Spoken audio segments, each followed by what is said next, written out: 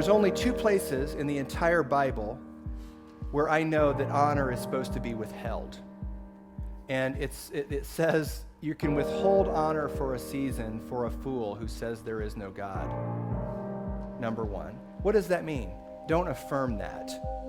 That's the one thing you don't have to affirm. Just step back from that, okay? Secondly, he says, if someone does evil for sport, you're to withhold honor from them. Do we have people in the world doing evil for sport right now? You don't have to honor that, but these are very practical, learning how to do it, okay? All right, last thing, what is honor not? It's never demanded. Honor is what we do for others. It's not what we demand from others.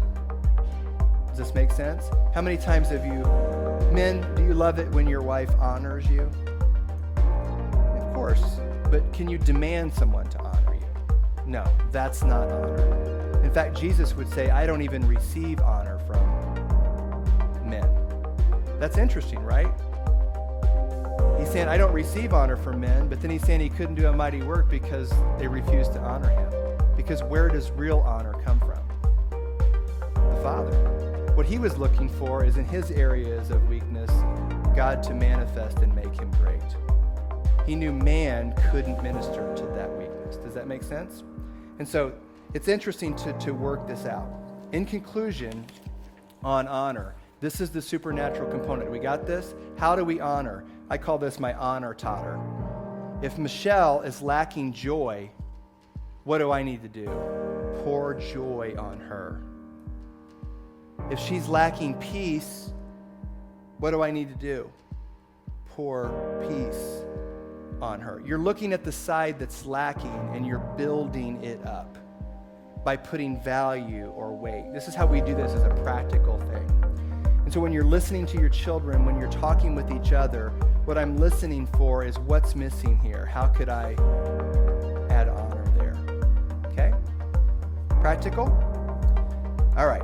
So in closing, we're going to transition here to an interactive. This next thing, he said, Kevin, honor and glory are the foundations of my kingdom. So, of course, after I vetted out honor, guess what I looked up? Glory. Anybody know what it means?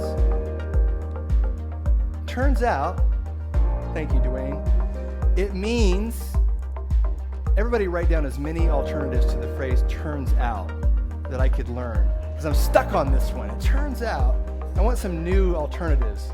Write them down and then I'll try to incorporate them. It turns out, glory means the same thing as honor. Weighty, heavy. In what context? Has anybody figured this out already? So as soon as you see another person that God loves is lacking, and you pour yourself out to bring about love's ideal for them, what are you doing now? You're lacking. So what does God give you?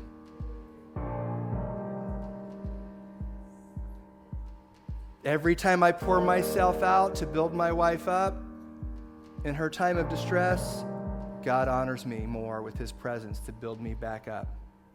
Every time I honor the one who resents and judges me, God honors me more with his presence.